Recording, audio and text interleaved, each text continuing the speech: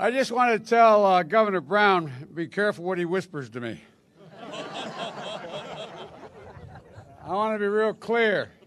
I want to set the record straight. Number one, thank God my mother wasn't around when that comment was picked up years ago. And secondly, I leaned back. It wasn't the microphone. What happened was one of you guys were able to read lips. I was looking this way.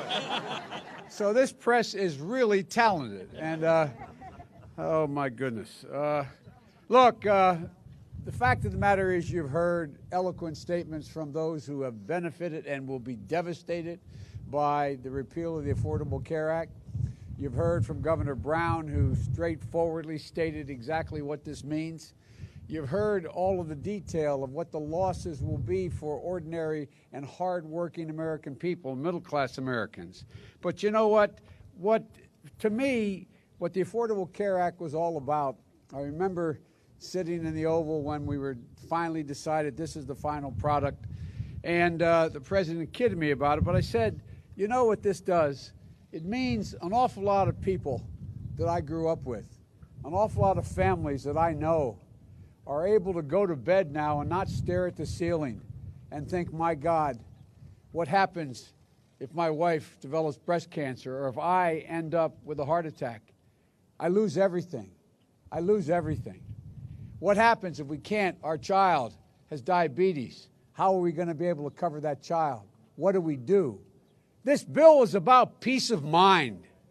Peace of mind for Americans to finally be able to lie there and know that, God forbid, something happens like it's happened to an awful lot of us, that I'm not going to lose my house.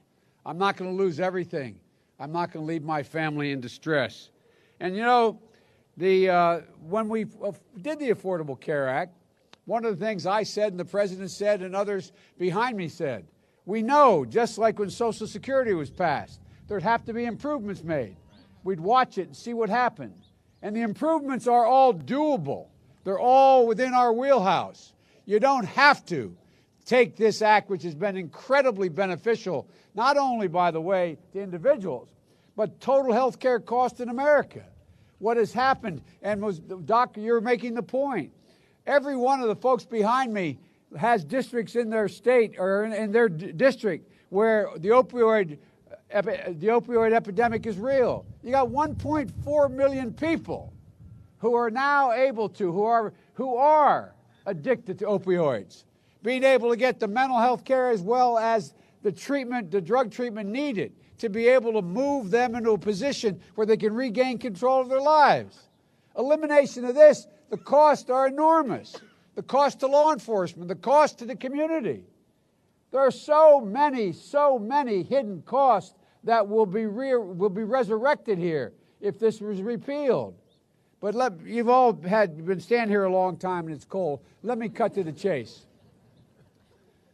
You know, there's nothing fundamentally changed in the Republican Party in the last 12 to 15 years, except they got a president now who is a little more colorful.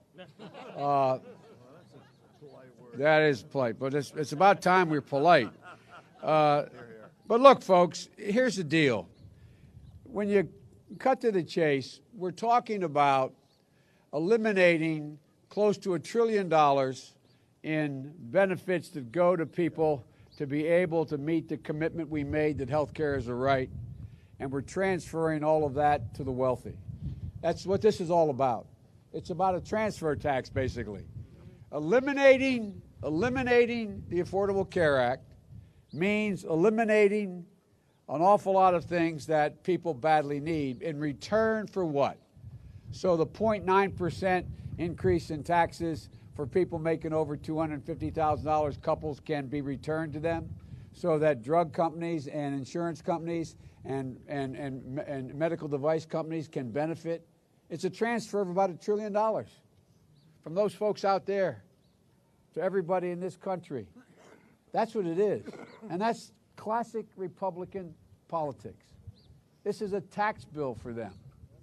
This is all about making sure that hard-working people, and by the way, middle-class people who otherwise seem to be doing all right, seem to be doing all right in their income except the cost of their health care.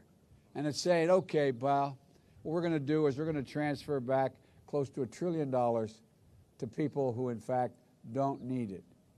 They don't need it. The last thing. This is going to mean an additional $57,000 a year in tax breaks for people making $1 million a year.